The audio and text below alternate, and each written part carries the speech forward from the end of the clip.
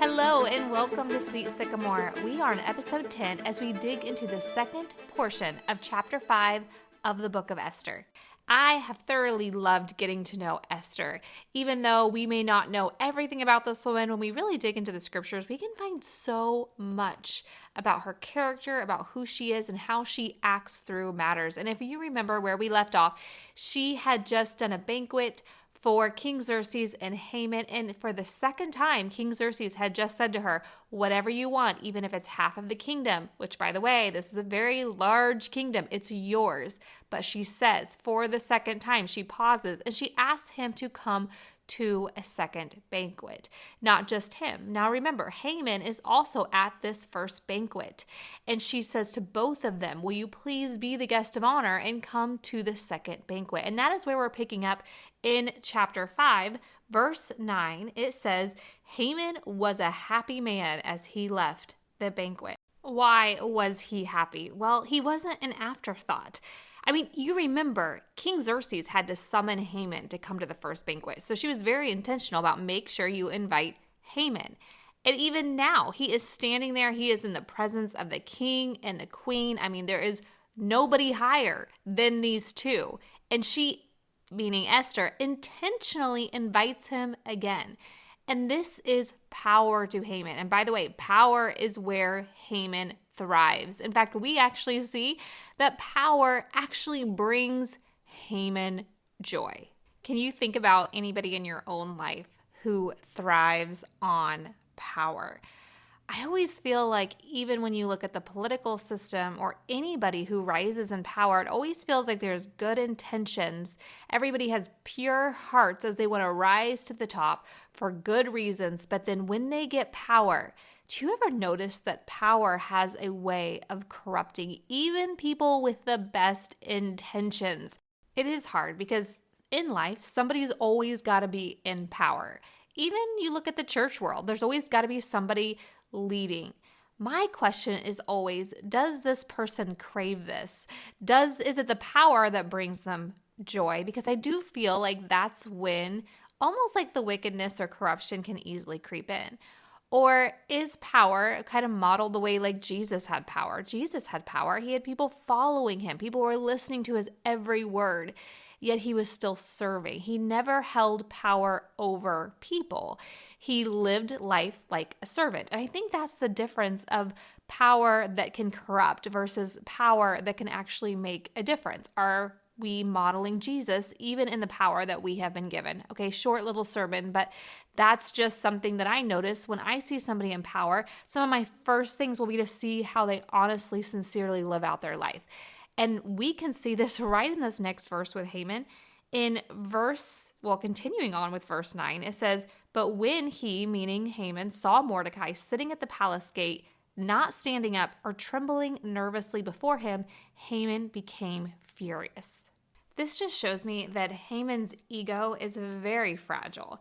It can crack on a dime. And so although he may crave power, he is not necessarily confident in who he is. Because even Mordecai, a single man who was not doing what he was supposed to be doing in the moment, which, by the way, Mordecai is just sitting at the palace gate. He's probably minding his own business. And Haman says he is not standing up. Now remember, I don't think Mordecai can do right because Haman was first mad because Mordecai was not bowing down. Now he's mad because Mordecai is not standing up. But not only that, he said, or he's not trembling nervously before him. In other words, he wants so much power that people would actually tremble before him. It's like the Mufasa, from Lion King, when they say his name and it tremble, like that is the kind of reaction that Haman is going for from Mordecai. And Mordecai is not giving him that. And that little bit sends Haman over the edge, showing how easily he can crack. But let's also look at Mordecai's strength in this moment. I mean, it can't be just a casual walking by. Mordecai and Haman, I'm sure they have got to meet eyes right here. They've got to see what each other are doing in this moment. And Mordecai, knowing that this is the man who has put a time date stamp on his death, could have just thought, I'm going to try and fix things real quick. Maybe if I stand up or bow down, or I don't know, maybe even ask him, what do you want me to do in this moment? And maybe say his name with that Mufasa kind of fear. Maybe I can win him over. But you notice that Mordecai does nothing except continuing to do what he has been doing, which is sitting at the palace gate. I think there are times that we think we can give a quick fix to a situation that is much deeper than we even understand by just giving into the wrong thing. Perhaps it's something major in our life, but if we could just bow, we could just sit, we could just do whatever this person wants us to do, even though we know it goes completely against our moral character, maybe we can just get through this moment, put a Band-Aid on the issue. Have you ever noticed that when we try to do the wrong thing in the what we think is the right moment to resolve a bad situation, normally that situation rises up later and possibly even bigger. And so I give it up for Mordecai for still staying put and letting God be God and him not trying to put a quick fix on a really bad situation. But let's also jump back real quick to Haman. Have you ever noticed that you can identify somebody's character by the size of things that bug them? Because we're going to see that this really bugs Haman, the fact that Mordecai is sitting. Have you ever had somebody come to you with something that bugs them that you're like, that is so minor? Why does that bug them so much? And you can understand the size of somebody's character by what bothers them. Like, I'm not talking like bothers them like I don't enjoy it when people sweep under my feet when I'm sitting at a restaurant. We're not talking about that kind of bother. We're talking about things that really get under your skin, things that make you rise up, things that make you speak up. Are those things worthy of actually speaking up about? Or would other person say, well, that's just crumbs under a table? Why does that really matter? Because in verse 10, it says, however, he, meaning Haman, restrained himself and went on home.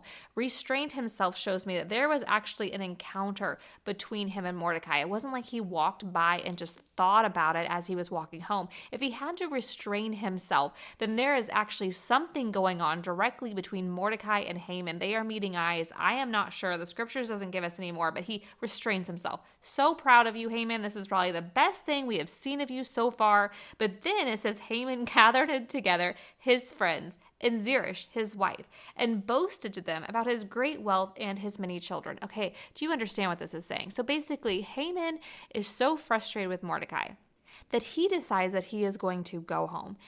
And he is going to gather all of his friends and his wife, and he is going to boast to the people that know him best of all of his accolades and how many children he has.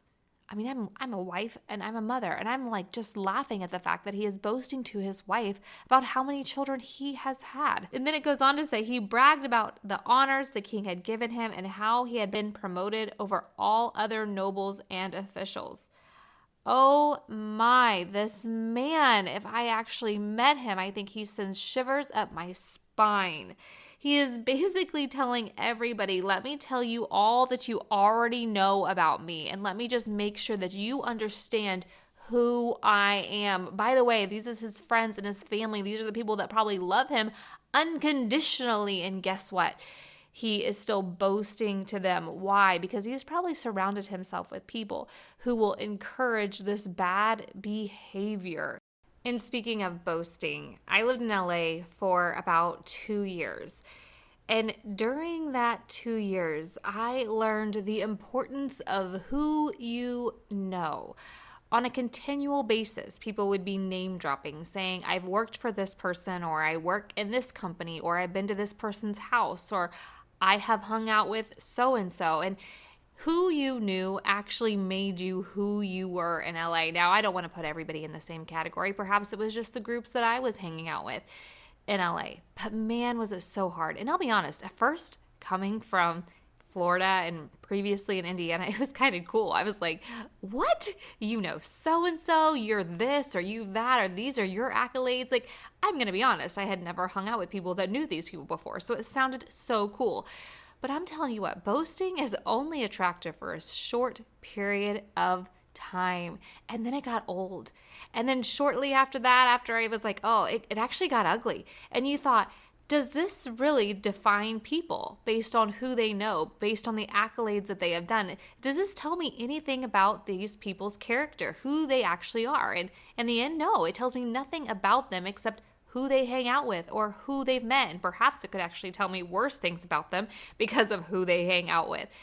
Name dropping and boasting can look really beautiful and cool for a season, but I will tell you that season is usually short-lived, and usually that ugliness of it comes out because people start to define themselves based on something that truly doesn't matter. And that's what we have with Haman. He is defining himself based on something that really doesn't matter in the broad scheme of things, because the character of who he is actually not that pretty. And this is what he says in verse 12. It says, then Haman added, and that's not all. He's like, wait a minute, don't just end with all these accolades and all the children that I have had. He says, Queen Esther invited only me and the king himself to a banquet she prepared for us, and she has invited me to dine with her and the king again tomorrow. Here's what he's saying. Not only have all I accomplished with my children and my accolades in life, he's also saying, I am not just someone. I am the someone. You should all be honored that you are in my presence. He is treating himself like a god. It says verse 13, and then he added, but this is all worth nothing as long as I see Mordecai the Jew just sitting there at the palace gate. Do you see how fragile his ego really is in the midst of talking himself up for a long period of time and then saying, I'm not only someone, I am the someone. But none of that matters because one single man won't sit when he's supposed to sit or stand when he's supposed to stand in my presence. Now we see his friends and wife are kind of like, how dare he? You know why? Because in verse 14 it says, so Haman's wife Zeresh and all his friends suggested, set up a sharpened pole that stands 75 feet tall, and in the morning ask the king to impale Mordecai on it. When this is done, you can go on your merry way to the banquet with the king. This pleased Haman, and he ordered the pole set up. But I don't want to just brush over these verses, because when you actually look at it and you think 75-foot pole, 75-foot pole, just let's go grab a 75-foot pole. Do you happen to have one in your backyard? I don't. I don't know about you. But I look at this and I think this is massive. A tree that would be 75 feet to have to cut it down and get it in the ground. Do you have a piece of land that you can just stick a 75-foot pole on? In an area without skyscrapers where buildings are pretty low to the ground, everybody would see a 75-foot pole. This is meant to be a sign. This isn't just like, hey, let's just go take care of Mordecai. He is actually wanting to kill Mordecai as a sign to every single person that would stand against him. And it literally says that this pleases Haman, and he just orders the pole set up. But remember, he is ordering this pole to be set up after the dinner banquet that evening, and he wants it set up by morning so that he can kill Mordecai. It says that he orders this, so he is supporting his funds to make sure that these people, whoever works for him, actually work through the night to make sure that this 75-foot pole is constructed in the ground, that everybody wakes up in the morning and is like, whoa, what is this? Where did this come from? And somebody is going to die on it that next morning. So Haman thinks. But one thing that the scriptures tell us is that pride comes before the fall. The book of Proverbs would have already been written by the time Haman came on the stage. So wouldn't you have just loved to drop some Proverbs off at his doorstep to maybe get the clue across that he is living with a prideful spirit? Like perhaps Proverbs 11:2, when pride comes, then comes disgrace, but with the humble is wisdom. Or Proverbs 29:23, one's pride will bring him low, but he who is lowly in spirit will obtain honor. Or how about Proverbs 16:18, pride goes before destruction and a haughty spirit before a fall. we could go on and on about a prideful spirit just from the book of Proverbs alone, but it's all over the scriptures that a prideful spirit is just plain out ugly, and we shouldn't have it. And that is what we can see just oozing out of Haman. Now, I want us to be real and vulnerable for a minute, because I think that these are the moments where we have to be, because I can identify a prideful spirit really easily with my ears. I can talk to people and I can hear how they could be name dropping or talking about accolades, or even in the fact of correction, and I can see them kind of puff up their chest. And I can identify it and go, ooh, that didn't taste right, that didn't smell right, like that tastes like pride, or smells like pride, or sounds like pride. However you want to say it, your senses just become alive in that moment. However, I am desensitized to it often when it comes to myself, because I feel like I can justify the pride. I feel like I can say, this is not being proud, this is dignity. This is me being confident in who I am, and God wants me to be confident. But when my confidence wraps around me, myself, and I, then it is being prideful. God wants us to be humble, but still be confident in who we are in Him, because it's all about Him. So when I make it all about me, that is pride. I think it goes back to this idea of correction, and this is how I have judged this throughout my life to make sure I'm not living with pride. How often do I say I'm sorry? How often do I go to somebody and say, hey, I have messed up in this area? Because that keeps me humble. I've had to actually make a habit of making sure that I say sorry to my kids when I mess up, because, man, am I far from a perfect parent. But I want them to understand that I am saved by grace and that I have nothing to be proud about, because everything in my life is by the grace of God. And that comes down to saying sorry very, very often. Do you go to people when you mess up, or do you brush it under the rug? When your boss asks you to do something that you realize you probably messed up on, do you automatically defend yourself and justify yourself, or do you say, you're right, I could have done better there? All of that points to a humble spirit. And that's what we see actually modeled from Esther here in the book of Esther. We see that she is seeking meekness. She is seeking humility. She is seeking strength. She is not weak by any means, but she has control over her strength, where she doesn't have to come out and say, do you not know who I am?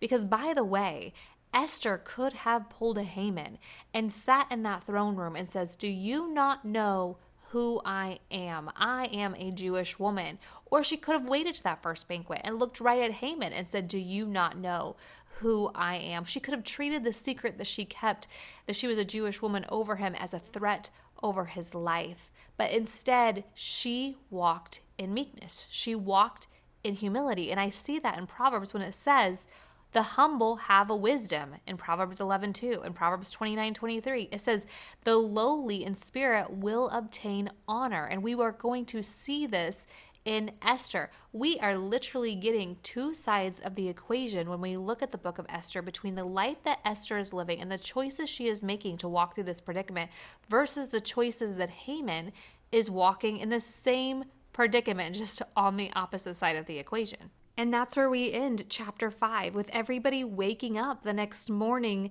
and it looks like evilness is in the lead, because there stands facing everybody a 75-foot pole that will have somebody's body dead on there within the morning.